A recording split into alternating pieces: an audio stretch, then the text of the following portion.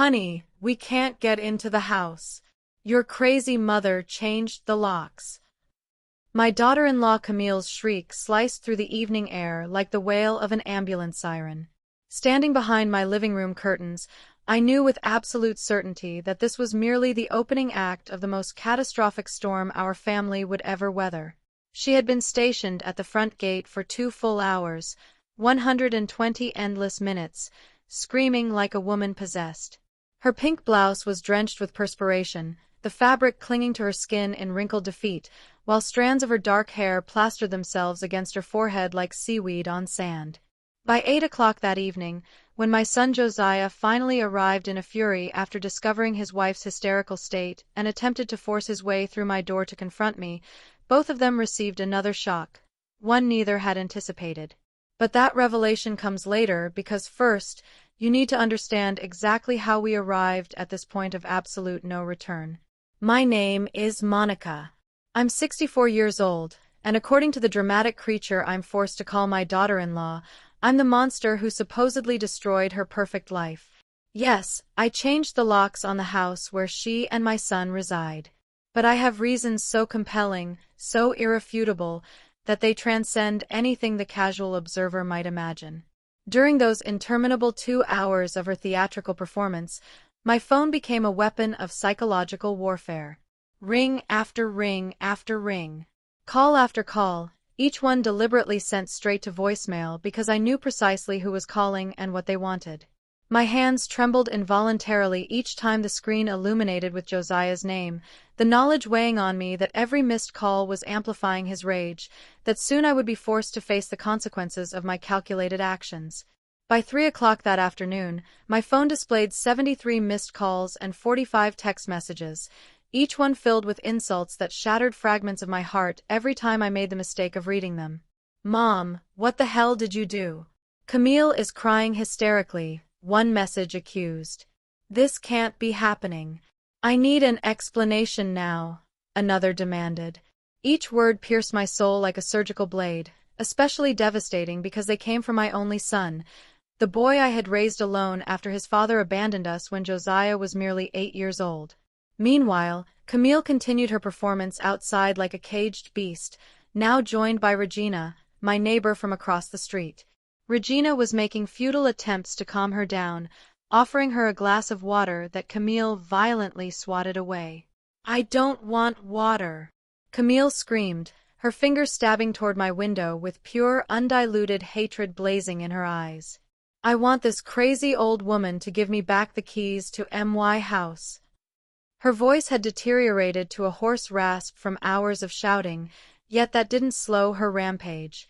She paced back and forth in front of the gate like a predator in captivity, kicking stones across the pavement and systematically destroying the flowers I had personally planted in the entryway planter weeks earlier. Every petal I watched flutter to the ground felt like a small but significant betrayal, one more sign of the profound disrespect this woman harbored for everything I valued. The other neighbors began emerging, peeking cautiously from their windows, whispering conspiratorially among themselves, discreetly pointing toward the scandal unfolding on our typically quiet residential street. Claudia, the neighbor from the corner house, approached slowly with that poorly disguised expression of curiosity people adopt when they catch the scent of someone else's drama brewing. "What's going on here, honey?" she asked Camille in a honeyed voice dripping with false concern. But I recognized her true motivation. She wanted fresh gossip to distribute at the grocery store tomorrow morning like free samples.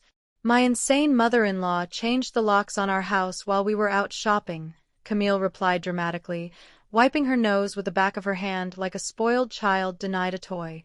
We've been living there for 3 years, paying all the bills faithfully, and now we can't even get inside our own home. Her story sounded so convincing, so saturated with righteous indignation, that even I might have felt sympathy for her plight, if I didn't possess knowledge of the complete, unvarnished truth. What none of those women knew, what no one in the entire neighborhood could possibly imagine, was that I possessed irrefutable proof of something that would completely transform everyone's perception of this situation. For months, I had been watching, documenting, and meticulously gathering evidence of things that broke my heart into ever smaller pieces, but that I knew I needed to confront sooner or later. The insistent sound of my phone interrupted my thoughts again. This time, when I saw Josiah's name illuminating the screen, I understood I could no longer avoid this conversation. My son was about to arrive home, consumed by fury and armed with reproaches, completely unaware that the real surprise was only just beginning. The aggressive roar of Josiah's truck engine echoed down the street like thunder announcing an approaching storm. From my window vantage point, I watched him exit the vehicle with abrupt, violent movements, slamming the door with such force that the metallic crash echoed between the houses like a gunshot. His work shirt was thoroughly soaked with sweat, his tie hung loose and disheveled around his neck, and that expression on his face, I hadn't seen it since he was a rebellious teenager and I'd caught him smoking behind the school gymnasium. Camille ran toward him like a child who had finally found her savior, gesturing with theatrical drama as she pointed alternately toward their locked house and my window, where I remained concealed behind the curtains like a criminal awaiting judgment. "Josiah, thank God you're here!" Camille cried, clinging to his arm with the theatricality that characterized all her moments of crisis. "Your mom has completely lost her mind. She changed our locks while we were shopping at the mall." Her words tumbled out in sobs that sounded phonier than counterfeit currency. But my son, blinded by fury and exhaustion after a grueling 12-hour day in construction, swallowed every syllable as if it were gospel truth.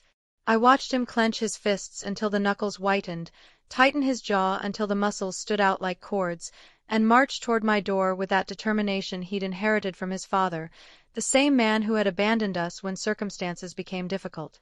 "Mom, open this door right now." His voice cut through the walls of my house like thunder splitting the sky, and I felt as if my heart was attempting to leap from my chest. Each pounding knock on the wooden door resonated in my bones, transporting me back to the days when he was small and would run into my arms every time a nightmare terrorized his sleep. "I know you're in there. Your neighbor Regina told me you've been spying from the window all afternoon."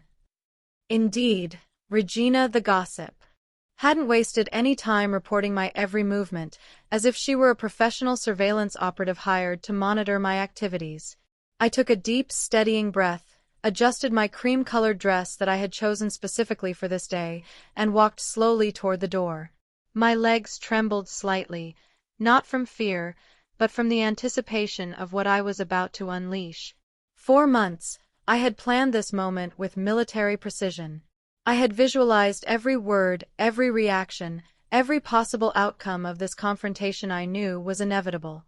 My hand came to rest on the golden doorknob that I had polished that very morning, as if some part of me knew it would become the silent protagonist of this family drama. "Josiah, my son," I said in a voice of unnatural calm as I slowly opened the door. "I knew you would come." My son was momentarily bewildered by my tranquility. He had expected screaming, desperate defenses, perhaps the tears of an old woman overwhelmed by circumstances. Instead, he was confronted with a serene, almost smiling mother who regarded him with that expression I'd used when he was a child and had committed some mischief, but I already knew the whole truth. "What the hell is going on here, Mom?" he asked, unconsciously lowering his voice, confused by my unexpected composure. Camille stepped forward aggressively, pushing him slightly aside, her eyes red and swollen from what she claimed was crying, or at least that's what she wanted us to believe. "Explain why you left us locked out of our own house," she screamed, pointing her index finger at me as if I were the villain in some cheap soap opera. "We've been paying the mortgage, the electric bills, the water, everything, for 3 years. That house is ours by right." Her voice broke dramatically on the last sentence, and I observed how some neighbors who had approached discreetly to eavesdrop began nodding sympathetically in her direction. Claudia murmured something about poor young people, while Regina shook her head as if witnessing the greatest injustice in the world. "You're absolutely right, Camille," I said with unsettling calmness, and I saw her eyes light up momentarily, believing she had won the battle without a fight. "That house has been maintained for 3 years with regular payments." "That's completely true. I didn't." Camille stammered, taking a step backward as if the words were projectiles aimed directly at her heart. Her eyes moved frantically from side to side, desperately searching for an escape route from the trap that had just snapped shut around her. But every second of silence only rendered her guilt more obvious to everyone present. "Of course I didn't know," she finally screamed, pointing a trembling finger at me with renewed vigor. "Your mother never told us any of this. If she wanted to help us financially, she should have told us from the beginning." Josiah stared at her with an expression I had never witnessed on his face before, a mixture of confusion, betrayal, and something that looked dangerously close to disgust. "But Camille," he said slowly, the words coming out measured and deliberate, "if we thought we were paying our own expenses with our money, where are our paychecks? You make $900 at the boutique. I make $1,300 in construction. That's $2,200 a month. If we weren't paying the mortgage or the bills or the groceries, what happened to all that money?" The silence that followed was so tense that even the birds seemed to have stopped singing. The neighbors exchanged meaningful glances, clearly realizing they were witnessing something far more significant than a simple family dispute over locks. Camille had gone completely pale, and small beads of sweat began forming on her forehead despite the fact that the afternoon had cooled considerably. "That's exactly the right question, son," I said softly, preparing for the most painful part of this entire revelation. "And I have the answer." I slid my finger across the phone screen until I reached a folder I had simply titled Evidence. "You see, about 6 months ago, something started to seem strange to me. Camille always seemed to have money to buy new clothes, expensive shoes, those designer purses that cost more than you make in an entire week. At first, I thought perhaps she had received a raise at the boutique, or that she was managing her salary with exceptional skill. I opened the first image in the folder, a photograph I had discreetly taken of Camille exiting a jewelry store at the mall, carrying several elegant shopping bags. This photo is from last month. According to my investigations, she spent approximately $800 on jewelry that day. The next image showed Camille in an exclusive downtown restaurant, toasting with champagne glasses that cost $30 each. And this one is from 3 weeks ago at the most expensive restaurant in the city. The bill that evening was $250. "That doesn't prove anything," Camille protested, but her voice sounded increasingly desperate. "I have the right to spend my money however I want. I work hard, and I deserve to treat myself occasionally." Regina and Claudia exchanged a look that clearly communicated, "This woman is losing her mind." Meanwhile, Araceli shook her head as if watching a particularly dramatic soap opera unfold in real life. "Of course you have the right to spend your money," I agreed with deliberate kindness. "The problem is, it wasn't your money." I slid to the next series of images, and this time I saw Josiah visibly tense. "These are photographs of your credit card statements, Camille. It turns out that during these 3 years, you have accumulated a debt of $23,000 in personal purchases, clothes, restaurants, weekend trips with your friends, beauty treatments, and a surprising amount of money spent at online casinos." Josiah's face transformed completely. Confusion gave way to disbelief, and then to a cold anger that reminded me painfully of his father in the worst moments of our marriage. $23,000? He repeated slowly, as if the words were poison in his mouth. $23,000 in debt that I didn't even know existed? That's an invasion of privacy. Camille screamed, but now her voice sounded more like that of a child caught in a transparent lie than an adult woman defending her rights. "You had no right to investigate my personal finances." She turned to Josiah with tears streaming down her cheeks, but these tears were different from before. They were no longer tears of indignation or frustration, but of pure, undiluted panic. "Josiah, don't listen to her. She's trying to separate us. She's always hated me from the very first day." "Actually," I continued, completely ignoring her protests, "I have every right in the world to investigate how the money I'm providing is being spent." I opened the next image, which showed a series of bank transfers. You see, it turns out Camille discovered a very creative way to access additional funds. Every time I deposited money into your joint account, she immediately transferred significant amounts to a personal account that Josiah knew absolutely nothing about. The silence that followed was deafening. Even the neighbors, who had been whispering conspiratorially among themselves throughout the confrontation, went completely silent. Josiah looked alternately at my phone and Camille's increasingly desperate face, as if he were trying to reconcile two completely incompatible versions of reality. "That's not all," I continued, knowing the time had arrived to reveal the deepest betrayal. "Francisco, would you come closer, please?" I called out to the corner of the street where a middle-aged man in a professional suit had been observing the entire scene from a respectful distance. He approached slowly, carrying a brown leather folder that had been waiting for precisely this moment to arrive. "Josiah," Francisco said in a professional voice, "I am your mother's private accountant and also a certified notary. For the last 3 months, I have been helping her document a rather complex financial situation." He opened the folder and extracted several official documents. "What your mother hasn't told you yet is that Camille has been forging your signature on financial documents. Specifically, she has applied for 3 different loans using your name as a cosigner, for a total of an additional $18,000. The world seemed to stop spinning completely. Josiah staggered backward as if he had received a physical blow to the chest, and had to lean against the wall of my house to maintain his balance. "What? What are you saying?"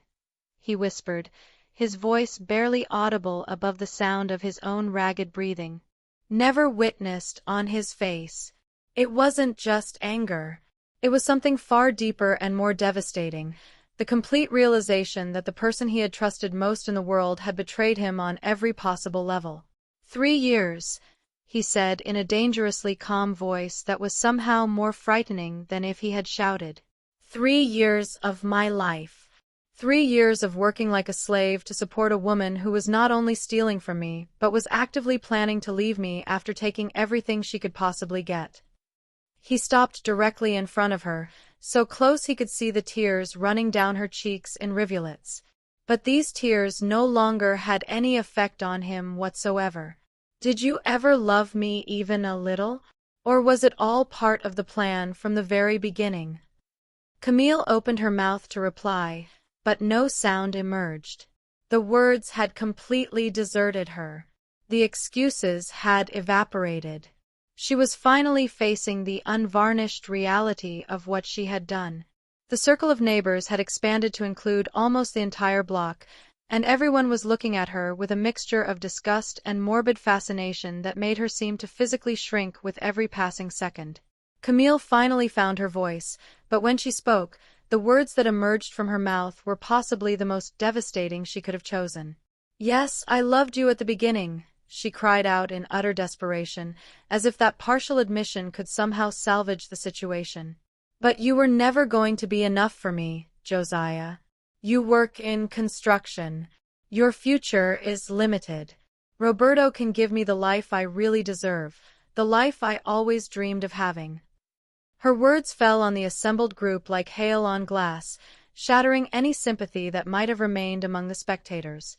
Regina dramatically pressed her hand to her chest and muttered, "Oh my God, what a horrible creature." Claudia shook her head repeatedly as if she couldn't believe what she was hearing with her own ears.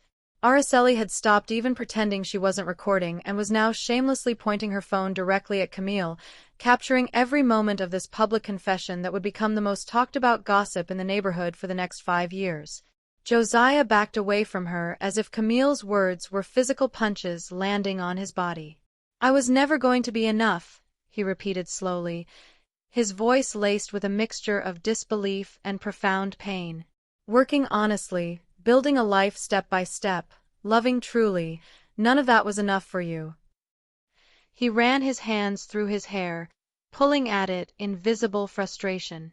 "Do you know what it's like to get up at 5 in the morning every single day? To work under the burning sun until every muscle in your body screams in agony? Just to come home and feel proud that you're building something real with the person you love?"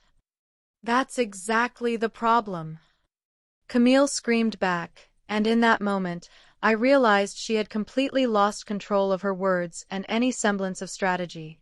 I don't want a life of sacrifice and struggle. I don't want to count pennies and worry about bills constantly. Roberto offers me trips to Europe, fancy restaurants, designer clothes without looking at price tags. He offers me the life a beautiful woman like me should have. Her vanity and materialism were now completely exposed for everyone to witness, and I saw how even the most tolerant neighbors began physically moving away from her, as if her attitude were somehow contagious. Francisco cleared his throat and extracted yet another document from his seemingly inexhaustible folder. "There's something else you need to know," he said with professional gravity that commanded everyone's attention. "Camille was not only planning to divorce you and keep the house. She had also initiated the legal proceedings to claim substantial alimony based on the lifestyle she believed Josiah had provided her with during these 3 years." He held out a legal form that clearly showed Camille's signature at the bottom. She was requesting $1,800 a month in spousal support, arguing that she had become accustomed to a standard of living that Josiah should maintain even after the divorce. The absurdity of the situation was so monumentally ridiculous that even in the midst of all the pain and betrayal, I couldn't help but release a bitter laugh. $1,800 a month, I repeated, shaking my head in disbelief. From a man who makes $1,300 a month, to maintain a lifestyle that I was actually financing completely. I looked at Camille directly in the eyes and saw something that surprised me. She didn't even have the basic decency to look ashamed. Instead, there was a kind of desperate defiance in her gaze, as if she still believed she could somehow find a way to emerge victorious from this catastrophic situation. "This is all a plot," she screamed, pointing a trembling finger at me with renewed accusation. "From the first day Josiah introduced me to you, I knew you hated me. You were never subtle about it. You always looked at me as if I wasn't good enough for your precious son." Her voice rose to a shriek that made several neighborhood dogs start barking in response. "You fabricated this whole story to separate us because you can't stand the idea that he chose me instead of staying attached to your apron strings forever." "You're right about one thing," I admitted calmly, and I saw her eyes light up momentarily, believing she